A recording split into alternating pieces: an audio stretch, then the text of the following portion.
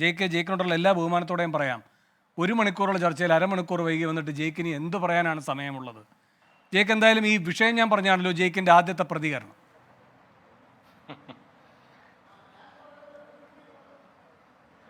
തീർച്ചയായിട്ടും ഞാൻ വൈകാൻ കാരണമായത് മണിപ്പൂർ വിഷയത്തെ സംബന്ധിച്ചുള്ള ഒരു യുവജന പ്രക്ഷോഭം ഇന്ന് കോട്ടയത്ത് നടക്കുകയായിരുന്നു. ആ പ്രക്ഷോഭത്തിൽ പങ്കെടുത്ത് പൂർത്തിയാക്കേണ്ട വന്നതുകൊണ്ടാണ് വൈകേണ്ടതായിട്ട് വന്നത്. അതല്ലാതെ ബോധപൂർവമായി നിങ്ങളുടെ ഒരു സംവാദത്തിൽ പങ്കെടുക്കാതിരിക്കാൻ എന്തെങ്കിലും ഒരു ശ്രമം നടത്തിയതല്ല. വൈകി വന്നതിൽ എന്തായാലും പ്രേക്ഷക സമൂഹത്തോട് ഞാൻ ഖേദം പ്രകടിപ്പിക്കുകയാണ്. അങ്ങയുടെ നേരിട്ടുള്ള ചോദ്യത്തിലേക്ക് ഞാൻ വരാം. ഇപ്പോൾ അങ്ങയുടെ ചോദ്യത്തിൽ സൂചിപ്പിച്ചതുപോലെ ഇന്നിപ്പോൾ കേരളത്തിലും ഇന്ത്യയിലും സംഘപരിവാർ രാഷ്ട്രീയത്തിന്റെ വേട്ടനായ്ക്കളുടെ പുതിയ സംഘമായി മാറിയിട്ടുള്ള എൻഫോഴ്സ്മെന്റ് ഡയറക്ടറേറ്റ് CPM-ന്റെ അക്കൗണ്ടുകളെ സംബന്ധിച്ചെന്തോ പുതിയ പരിശോധന നടത്തുന്നു എന്ന വാർത്തകളാണ് നമ്മളുടെ ചർച്ചയുടെ ഇപ്പോഴത്തെ ഒരു പശ്ചാത്തലം. CPM-ന്റെ അക്കൗണ്ടുകളെ സംബന്ധിച്ച് ഇപ്പോൾ തൊട്ടു മുമ്പ് സംസാരിച്ച കോൺഗ്രസിന്റെ പ്രതിനിധി, അദ്ദേഹത്തിന്റെ പൂർണ്ണമായ വാദങ്ങൾ ഞാൻ കേട്ടില്ല എങ്കിലും ചില വാദങ്ങൾ കേൾക്കാൻ കഴിഞ്ഞു. സ്വാഭാവികമായി അദ്ദേഹത്തിൽ നിന്ന് പ്രതീക്ഷിക്കാനാവുന്നത്ര പരിഹാസ്യമായ വാദങ്ങൾ തന്നെയാണ് പ്രതീക്ഷകളൊന്നും തെറ്റിക്കാതെ അദ്ദേഹം നമ്മളുടെ ഈ സംവാദത്തിലും ഉയർത്തിക്കാട്ടിയിട്ടുള്ളത്.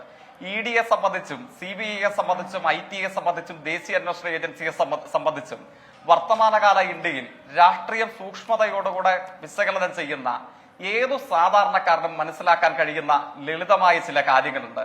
അത് മനസ്സിലാക്കാൻ ഉള്ള ത്രാണി കേരളത്തിലെ കോൺഗ്രസുകാർക്കും കോൺഗ്രസ് നേതൃത്വത്തിനും ഉണ്ടാകണം എന്ന് നമുക്ക് ആഗ്രഹിക്കാനേ കഴിയൂ. വാശി പിടിക്കാൻ കഴിയില്ല. കാരണം സാമാന്യ യുക്തി എല്ലാവർക്കും ഉണ്ടാകണം എന്ന് നമുക്ക് ആഗ്രഹിക്കാനല്ലേ പറ്റൂ. അപ്പൊ അദ്ദേഹം പറയുന്നത് എന്താണ്? CPM-ന്റെ പാർട്ടി അക്കൗണ്ടുകളുടെ പ്രത്യേകത എന്താണ്? അദ്ദേഹം കോൺഗ്രസിന്റെ പാർട്ടി അക്കൗണ്ടുകളുടെ സ്വഭാവം വെച്ചിട്ടായിരിക്കും CPM-നെ അളക്കേണ്ടത്.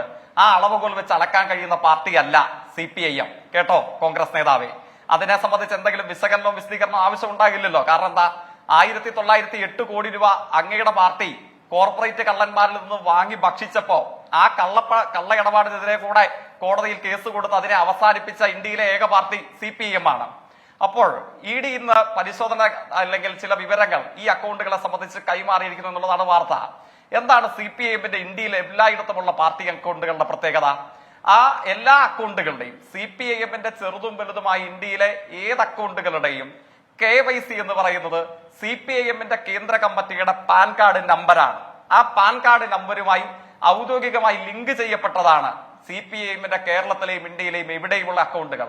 ആ അക്കൗണ്ടുകളെ സംബന്ധിച്ചുള്ള എല്ലാ പരിശോധനയും വർഷാവർഷം റിട്ടേണായി ആദായ നികുതി വകുപ്പിന് സമർപ്പിക്കാറുണ്ട്.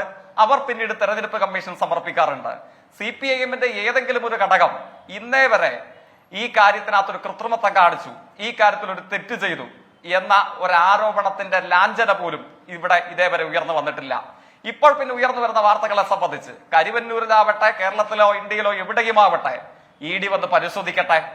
ED വന്ന് പരിശോധിച്ചിട്ട് ചെത്തിക്കൊണ്ടു പോകാൻ കഴിയുന്ന ഒരു മൂക്കേ ഇന്ത്യയിലും കേരളത്തിലും CPM-നുള്ളോ? ഉള്ളെങ്കിൽ ആ മൂക്കങ്ങ് ചെത്തിക്കൊണ്ടു പോകട്ടെ. ED അല്ല, ഇവന്മാരുടെ ഇതിനേക്കാൾ വലിയ മൂത്താപ്പമാർ പല ദിവസം പല രാത്രിയും പകലും സെക്രട്ടേറിയറ്റിലും ക്ലിഫ് ഹൗസിലും ഭരണസിരാ കേന്ദ്രത്തിലും പാർട്ടി ഓഫീസുകളിലും മന്ത്രിമാരുടെ വസതിയിലും അവരുടെ മാതാപിതാക്കളുടെയും അപ്പൂപ്പന്മാരുടെയും അളിയന്മാരുടെയും അമ്മായിമാരുടെയും വീട്ടിലൊക്കെ കയറി ഇറങ്ങി നിരങ്ങിയതാണ്. അഴിമതിയുടെ തെറ്റിദ്ധാരണയുടെ ഒരു പൊട്ട് കിട്ടിയിട്ടില്ല കേരളത്തിലെ ഇന്ത്യയിലെ ഇടതുപക്ഷത്ത് നിന്ന്. അതുകൊണ്ട് ഇപ്പൊ ED വരുമ്പോ ഞങ്ങൾക്ക് ആശങ്കയില്ലെന്ന് മാത്രമല്ല, കാലിനടിയിൽ നടക്കുമ്പോൾ ചവിട്ടിയെരിച്ച് കളയുന്ന പുല്ലിന്റെ പോലും വില ആ വാർത്തയ്ക്കും ED താഴേക്ക് വലിച്ചെറിഞ്ഞു കൊടുക്കുന്ന എല്ലും കഷ്ണങ്ങൾക്കും ഞങ്ങൾ നൽകാൻ ഉദ്ദേശിക്കുന്നില്ല. ജെയ്ക്കെ, പ്രധാനമന്ത്രി പറയുകയാണ് ഈ ബൂത്ത് തലത്തിലുള്ള നേതാക്കന്മാരോടും പ്രവർത്തകരോടും ഈ കരുവന്നൂരുമായി ബന്ധപ്പെട്ട് ഉന്നത CPM നേതാക്കൾക്ക് ബന്ധമുണ്ട്, പണമിടപാട് നടന്നിട്ടുണ്ട്, പണം അടിച്ചു മാറ്റിയിട്ടുണ്ട് എന്ന മട്ടിൽ.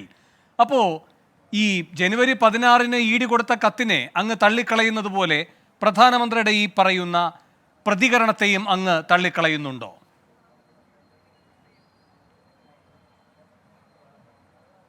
കേരളത്തെ സൊമാലി എന്ന് വിളിച്ചു പറഞ്ഞ മാന്യനല്ലേ അങ്ങൊക്കെ ചൂണ്ടിക്കാണിച്ച പ്രധാനമന്ത്രി? ഇതല്ല, ഇതിനേക്കാൾ വലിയ കള്ളങ്ങൾ പറയുന്ന മനുഷ്യനാണ് നിർഭാഗ്യവശാൽ എന്റെയും അങ്ങയുടെയും രാജ്യത്തെ. അല്ല, ശ്രീ ജെയ്സൺ തോമസ്, അദ്ദേഹം പറഞ്ഞത് വസ്തുതാപരമാണ് എന്ന ഒരു തെറ്റിദ്ധാരണയും എന്റെ ചോദ്യത്തിലില്ല. അരങ്ങൊരുക്കുന്നു ഈ കാര്യങ്ങൾക്ക്. പിന്നെ ED-യാണ് ഇറങ്ങുന്നത്. കേജ്രിവാളുമായി ബന്ധപ്പെട്ട ഉൾപ്പെടെയുള്ള ഉദാഹരണങ്ങളുണ്ട് നമ്മുടെ മുന്നിൽ. എങ്ങനെയാണ് കോടതി ഈ വിഷയത്തിൽ ഇടപെടുക? എങ്ങനെയാണ് അല്ലെങ്കിൽ മറ്റ് സംവിധാനങ്ങൾ ഇടപെടുക? ഏകപക്ഷീയമായിരിക്കും. ഒരാളെ പിടിച്ചകത്തിടുന്നതിൽ ഏകപക്ഷീയമായിരിക്കും കാര്യങ്ങൾ എന്നത് ഇപ്പോൾ രാജ്യം കാണുന്ന അനുഭവമാണ്. അതുകൂടെ വെച്ചുകൊണ്ടാണ് പെട്ടെന്ന് ആലത്തൂർ സ്ഥാനാർത്ഥിയോടും ഈ ബൂത്ത് തലത്തിലുള്ള നേതാക്കന്മാരോടുമുള്ള പ്രധാനമന്ത്രിയുടെ കരുവന്നൂർ ഉത്കണ്ഠയും കാണേണ്ടത്?